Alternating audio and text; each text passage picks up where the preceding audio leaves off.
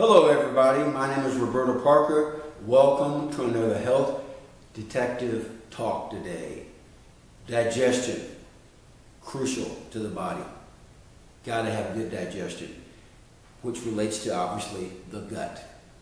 If you have poor digestion, you're going to have some serious physical, neurological, emotional problems down the road because the gut affects every aspect of your body, every cell in the body, every fiber in the body, every enzyme in the body.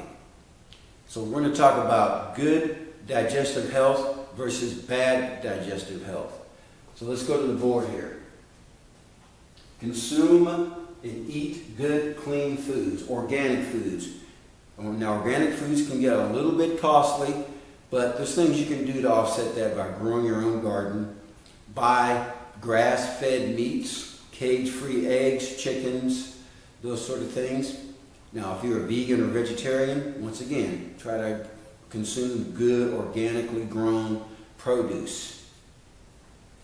Now, the next one, a biggie, probably the most important one, really, reduce your stress. Now, stress can come in the form of a lot of different things.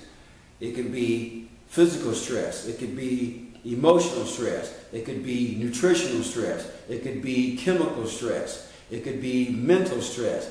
You've got to manage your stress better. Now, we live in a 24/7 cycle of doing everything today. 24/7, 350. I guess that's how many days are in a year.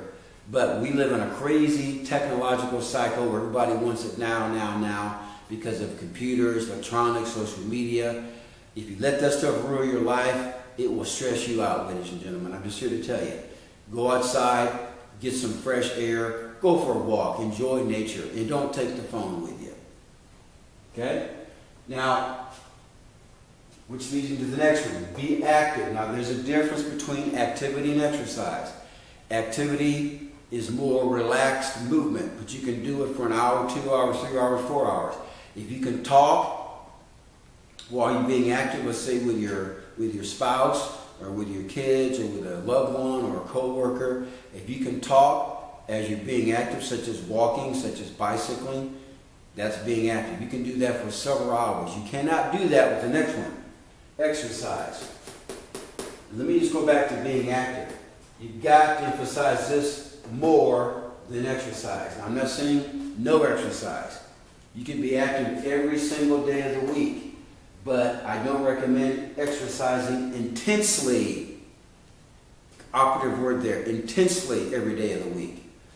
Okay? Exercise basically is when you're moving and you're doing something that's intense and it's hard to talk while you're doing it, such as running wind sprints, such as doing some weightlifting intensely. You can't really talk and do it at the same time. Quality sleep is important. Now, here's the thing about sleep. You can't tell yourself, I'm going to have a good quality, restful sleep tonight. These other things must come into play before you have good quality sleep. Clean foods, low stress, be active, exercise. Good quality sleep. Parasympathetic. Now, what that is, I did a talk on this a few months ago. Parasympathetic is a branch of your autonomic nervous system. That is the system that is responsible for rest, repair, and digestion. If you are parasympathetic, you are digesting your food very well. You are repairing your tissues in your body very well, and you are resting very well. All right, let's talk about the boogeyman here. Poor digestion. What it looks like. You're going to have high cortisol and high adrenaline. High cortisol and high adrenaline is your fight or flight hormone. When you do that, all the blood goes from the gut to the muscles outside of the gut. Therefore, you don't digest your food as well because during digestion, you must have good blood flow to the small intestines of the body. So with cortisol and adrenaline, it restricts digestion because of all the blood flow. Another thing that gets restricted are your blood vessels. You have restricted blood vessels, so if you're always in a fight or flight mode, you're going to probably also lead to high blood pressure. Okay, there it is, restricted blood flow to the gut. I just talked about that. That can lead to poor digestion, poor assimilation, poor elimination. So if you're not pooping every day like you should, it's probably related to your digestive flow. Okay, now this next one's a little bit technical. HPAT, what does that mean? Hypothalamus, if that's not functioning well, that's why the arrow is pointing down there. Hypothalamus, pituitary, adrenal, thyroid axis. That's quite a bit. But when those four areas are not communicating like they should, it's more than likely due to some stress and poor digestion. And when you have poor communication of the HPAT, you're not making sex hormones as well, such as testosterone and estrogen and progesterone. You're not making HGH as well, human growth hormone, which is a hormone of youth, which is mainly made by the pituitary. And the adrenals are probably overactive here, once again, because the adrenal glands make cortisol and adrenaline. Now, poor digestion can also lead to poor joint and muscle health. Your joints are stiff, your muscles are weak, your muscles start to atrophy. It can lead to poor skin health, acne, psoriasis, those sort of things. So you get all kinds of stuff on your skin, and your skin's not glowing and pretty like it should be, or beautiful like it should be. It can lead to poor neurological health. Now, a lot of people aren't aware of that. There's a nerve that runs from the brain down to the gut called your vagus nerve.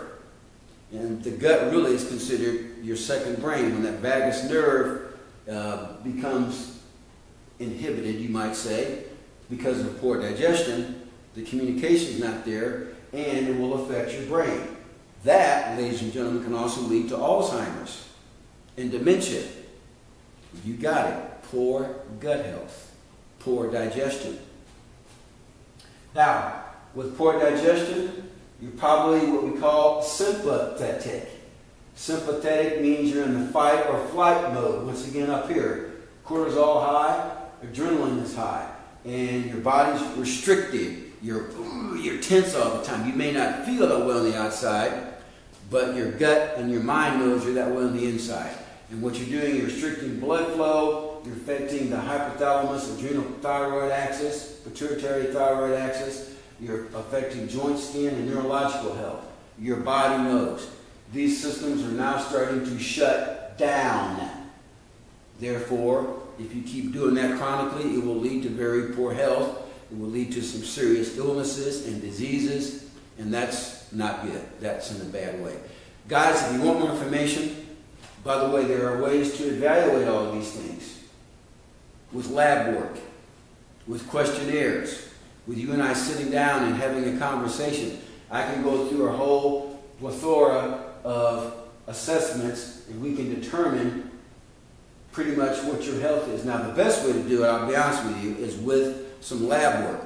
But lab work can get a little bit of a financial investment. If you don't want to do that, we can sit down and we can go over some nice assessments that will determine where your gut is right now. And by the way, poor gut health can also lead to Crohn's disease, to diverticulitis, to colitis. So let's make an appointment, guys, and come see me. My number is 816-405-7703. My email is rwpsports@yahoo.com. I do hormone assessments. I do nutritional dietary food assessments. I do biomechanical assessments, how your body is moving in space. I do biochemical assessments, which are basically labs. I do exercise assessments. I do sports performance assessments if you're a highly competitive athlete. So come check me out. I'll be more than happy to work with you. Take care, guys. God bless you and your families. Bye-bye.